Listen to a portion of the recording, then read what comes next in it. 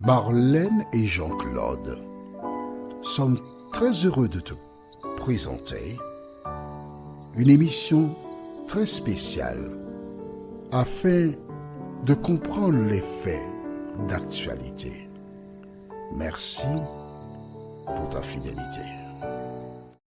Merci de nous accueillir encore afin qu'ensemble nous puissions continuer d'étudier la parole de l'Éternel. Merci d'obéir à cette parole, car ces études ne sont pas là pour meubler ton temps ni ton cerveau, mais pour connaître la vérité et avancer avec l'Éternel. Aujourd'hui, notre thème est une multitude. Nous lirons dans le livre de Exode, chapitre 12, les versets 37 à 39. Exode 12, les versets 37 à 39. Je t'invite à garder ton cahier de 300 pages ouvert afin de prendre des notes parce que je vais te donner des références que je n'ai pas mentionnées à l'instant. Avant d'aborder ce thème, recherchons la présence du Saint-Esprit. Prions. Notre Seigneur et notre Dieu, nous voici déterminés à continuer à placer nos mains dans la tienne, Seigneur. Comme des petits enfants, nous te demandons de nous conduire dans toute la vérité. Cet esprit, merci de nous éclairer, afin que nous puissions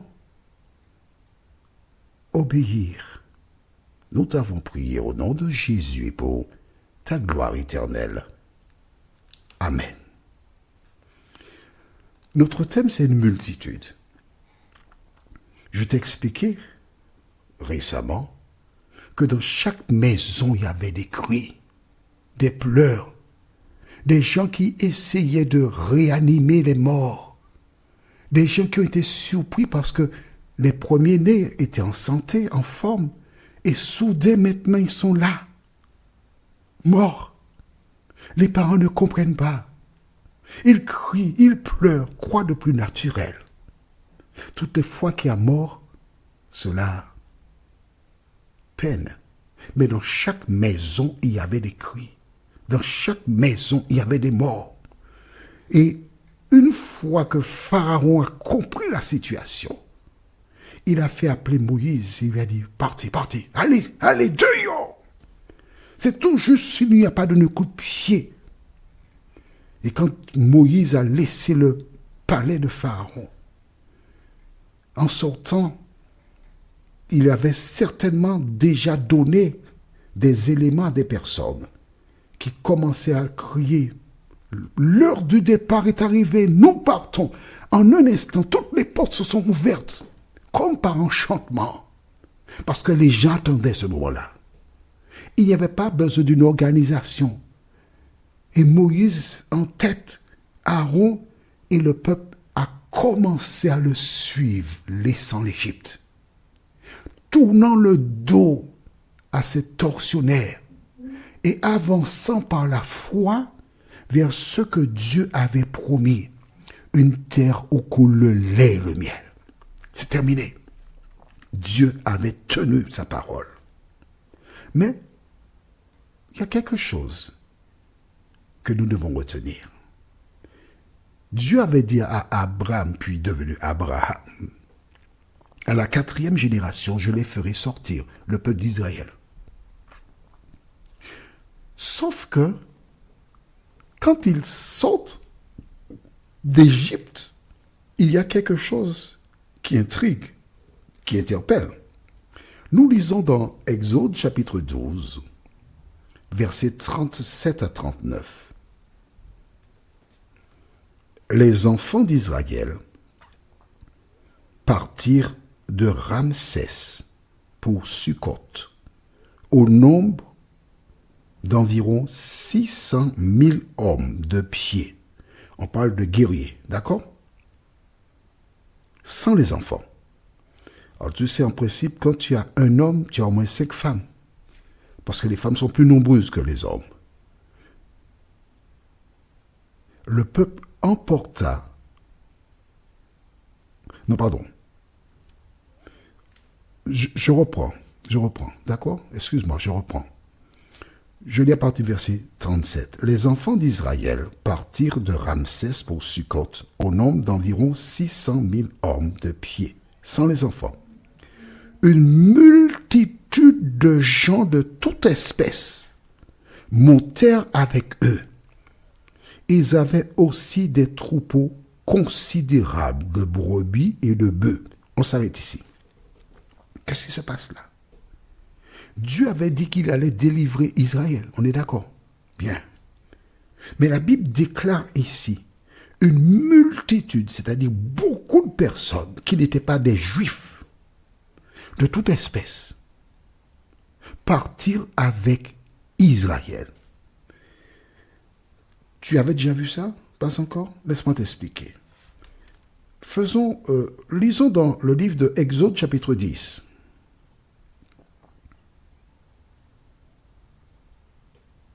Exode 10.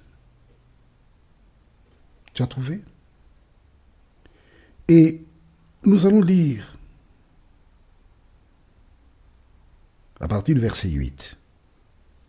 Exode 10 à partir du verset 8. On fit revenir... Non, excuse-moi. Verset 7, juste verset 7. Les serviteurs de Pharaon lui dirent: jusque à quand cet homme sera-t-il pour nous un piège? Laisse aller ces gens et qu'ils servent l'Éternel leur Dieu. Ne vois-tu pas encore que l'Égypte périt? Il y avait donc des Égyptiens et d'autres personnes. Et du reste, si tu lis les plaies, tu verras un jour que lorsque Dieu avait annoncé qu'il y aurait eu la grêle, que plusieurs entrèrent leurs serviteurs et les animaux. Et ainsi, ils évitèrent à ces derniers de mourir. Donc, il y avait des gens dans le peuple d'Égypte qui avaient vu la puissance de Dieu, qui avaient accepté l'Éternel. Et ces personnes avaient entendu que les Israélites tuaient les animaux, mettaient le sang sur les linteaux et sur le linteau et les poteaux. Donc, ces personnes ont fait exactement comme les Israélites. Ils ont accepté, ils ont cru. Voilà pourquoi ils partirent avec les enfants d'Israël. Ils n'avaient pas de morts dans leur foyer. Parce que s'ils avaient des morts, ils seraient restés pour les enterrer. On est d'accord? Au milieu de la nuit, ils n'ont pas laissé des morts comme ça. Non. Est-ce que tu as compris cela? Donc ces personnes ont accepté le message prononcé par Moïse. Et voilà pourquoi elles sont parties avec le peuple d'Israël. Qu'est-ce que cela représente? Tout simplement que contrairement à l'idée que ce sont les Israélites seulement qui laissèrent l'Égypte, il y avait des gens probablement de beaucoup de nations, je ne dirais pas de toutes nations, des versions de beaucoup de peuples qui sont partis avec Israël.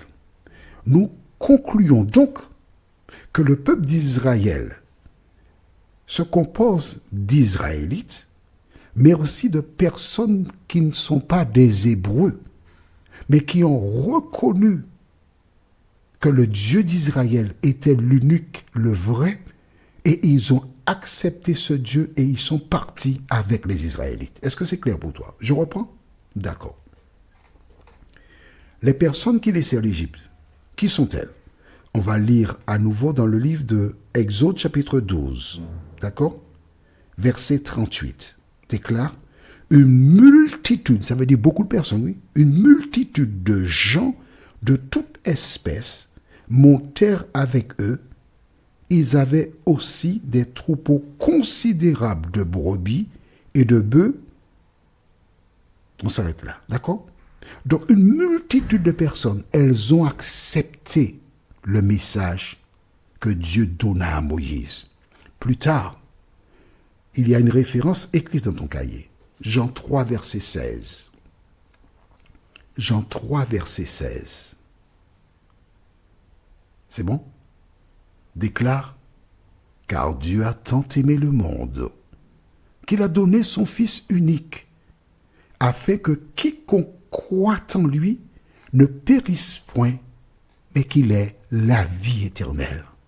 Cette citation, ce verset se trouve dans Jean 3, verset 16. Mais nous voyons ici dans Exode 12, verset 38, qu'une multitude de personnes avaient cru. Ils s'étaient joints au peuple et ces gens sont partis avec le peuple vers la terre promise. Image que le salut était ouvert aux gens de toute nation, toute tribu, toute langue du temps de Moïse. Est-ce que c'est clair pour toi? Donc, ce n'est pas les Juifs seulement. Ces personnes étaient prêtes à accepter les lois de Dieu. Elles étaient prêtes à se soumettre à l'Éternel. Elles n'étaient pas juives. Tu comprends ça? Donc, le salut n'était pas pour les Juifs, mais pour toute personne qui croit et qui accepte l'Éternel comme son sauveur et son maître. Amen. Qu'en est-il de toi? Lisons maintenant verset 39.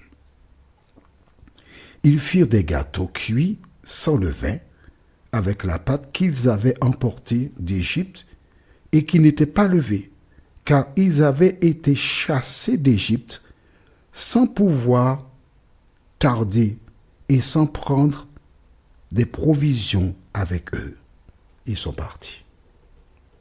Aujourd'hui, le salut est ouvert pour toutes celles et ceux qui aiment Jésus. Le salut est disponible pour toutes celles et ceux qui se confient en lui. Notre prochaine étude sera le séjour. Nous aurons 2 références bibliques. Exode 12, versets 40 à 42 et Genèse 15, verset 16.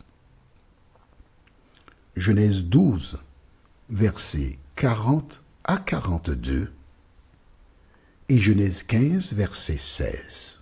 Prions. Notre Seigneur et notre Dieu, merci pour la parole. Merci pour la richesse. Merci, cet esprit, pour ta présence, car c'est toi qui nous conduis dans la connaissance et la compréhension de la parole. Beaucoup de personnes viennent de découvrir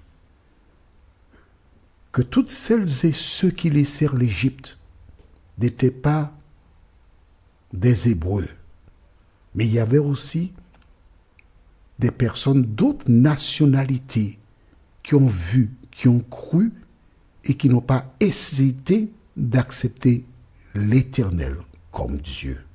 Seigneur, aujourd'hui, beaucoup de femmes et d'hommes qui écoutent des audios voient, comprennent, mais restent leur position. Touche leur cœur, Seigneur. Permets qu'elles aient la même attitude que cette multitude de femmes et d'hommes, nous t'en prions, au nom de Jésus et pour ta gloire éternelle. Amen. Que l'Éternel continue de te bénir et tu sais qu'il me tarde de te retrouver. Nous sommes parvenus au terme de notre réflexion. Si d'aventure tu as une question, il te suffit d'envoyer un message par le biais de WhatsApp au numéro suivant, plus 596 696 88 93 93.